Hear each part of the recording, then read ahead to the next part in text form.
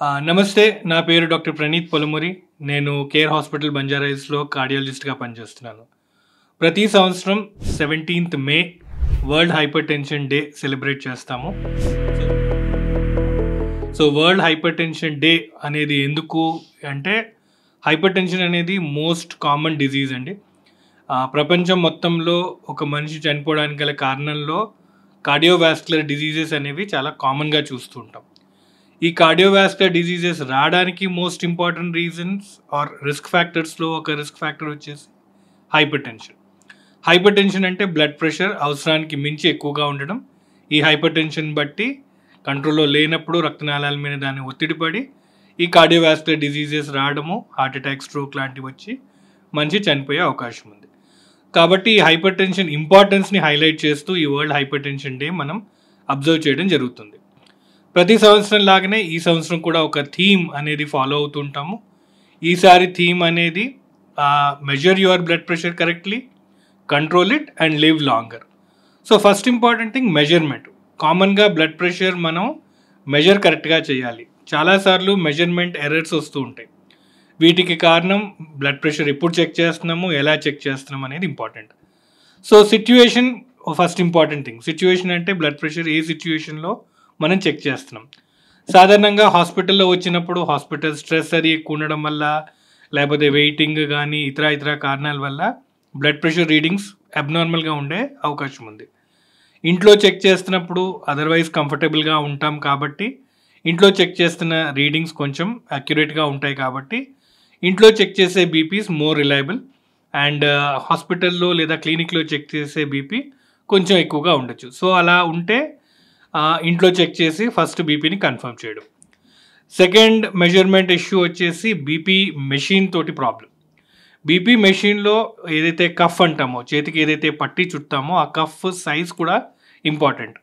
ప్రతి వ్యక్తి వాళ్ళ చేతి సర్కంఫరెన్స్ ఆర్ చేతి సైజుని బట్టి కూడా కఫ్ అనేది ఇంపార్టెంట్గా ఉంటుంది. చేతులు సన్నగా ఉంటే మెజర్మెంట్ అబ్నార్మాలిటీ ఉండొచ్చు. అలాగే కొంతమందిలో చేతులు లావుగా ఉన్నప్పుడు అదే పట్టి సరిగ్గా చుట్టుకోకపోవచ్చు కాబట్టి మెజర్మెంట్ రాంగ్ రావచ్చు. సో బీపీ చెక్ చేసే ముందు మన చేతి సైజుని బట్టి కూడా ఆ కఫ్ని మనం కరెక్ట్గా చూస్ చేసుకోవడం ద్వారా కూడా బీపీ మెజర్మెంట్ అనేది కరెక్ట్గా వస్తుంది. థర్డ్ రీడింగ్ వచ్చేసి థర్డ్ ప్రాబ్లం బీపీ మెజర్మెంట్ ఇష్యూస్లో వచ్చేది ఎన్నిసార్లు బీపీ చెక్ చేస్తున్నాము అనేది కూడా ఇంపార్టెంట్.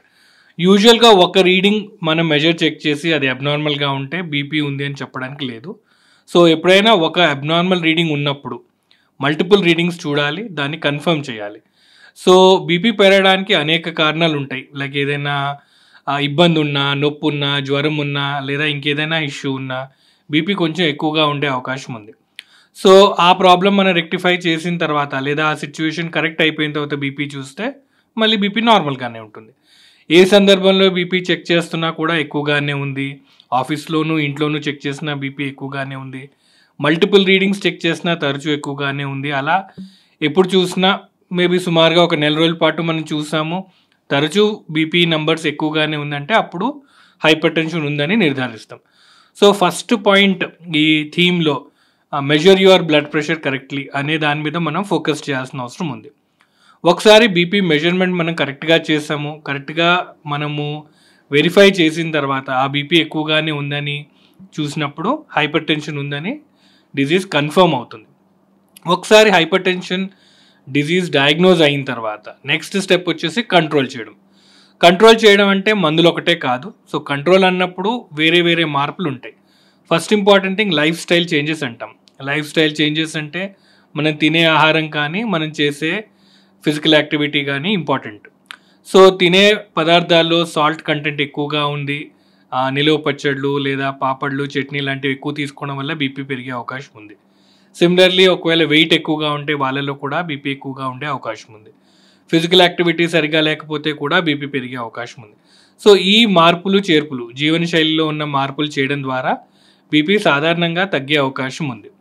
ఇవన్నీ చేసాము లేదా చేయలేని పరిస్థితి, చేసినా కరెక్ట్గా మన బీపీ కంట్రోల్ అవ్వట్లేదు, అప్పుడు మందుల జోలికి వస్తాము. అప్పుడే మందులు ప్రిస్క్రైబ్ చేస్తాం. మందుల్లో కూడా కామన్గా 1-2 తోటి స్టార్ట్ చేస్తాము. స్లోగా మనిషి అవసరాన్ని బట్టి ఇవి జీవనశైలి మార్పులతోటి కంట్రోల్లోకి వచ్చేస్తే నెమ్మదిగా బీపీ తగ్గించే మందుల డోస్ తగ్గిస్తాం. సాధారణంగా చేసే తప్పులు బీపీ మందులు ఒకసారి వాడి బీపీ కంట్రోల్ అయిన తర్వాత నార్మల్ అయిపోయింది అని మానేస్తారు. అది తప్పు. సో బీపీ ఎందుకు తగ్గింది, ఎలా తగ్గింది అనే దాని మీద దృష్టి పెట్టాలి. ఒకవేళ మందులు వాడడం ద్వారానే ఒకవేళ బీపీ తగ్గితే ఆ మందులు వాడాల్సిన అవసరం ఉంది. మళ్ళీ ఆ మందులు మానేస్తే బీపీ మళ్ళీ పెరుగుతుంది. కాబట్టి బీపీ ఒకసారి వచ్చిందా లేదా అనేది ముందు నిర్ధారణ అయిన తర్వాత మందులు తీసుకుంటేనే తగ్గుతుంది అనే డెసిషన్కి వచ్చాకే మందులు స్టార్ట్ చేయడం జరుగుతుంది. అండ్ మందులు ఒకసారి స్టార్ట్ చేస్తే యూజువల్గా అవి long time, most of the time life time వాడాల్సిన అవసరం వస్తుంది.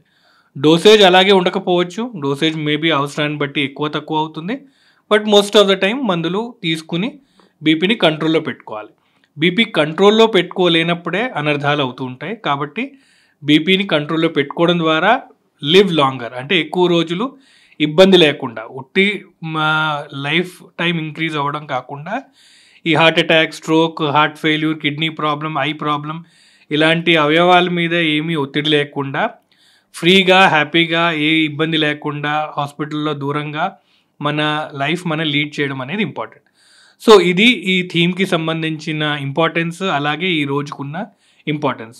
సో ఈ వరల్డ్ హైపర్ టెన్షన్ డే సందర్భంగా అందరితో చేసే విజ్ఞప్తి, బ్లడ్ ప్రెషర్ కోసం సిమ్టమ్స్ ఏమి ఉండవు కాబట్టి బీపీ ఉందా లేదా చెక్ చేసుకోవడం, ఒకవేళ చెక్ చేసుకుంటే దాన్ని కంట్రోల్లో పెట్టుకోవడం, అండ్ అలాగే ఏమీ ఇబ్బంది, హెల్త్ ఇష్యూస్ లేకుండా లైఫ్ని లీడ్ చేయడం అనేది ఈ world hypertension day importance. So అందరికీ wishing a happy world hypertension day. And health is a responsibility. So అందరూ ఆ రెస్పాన్సిబిలిటీ యాక్సెప్ట్ చేసి హెల్తీగా ఉండాలనేది కోరుకుంటున్నాం. Thank you.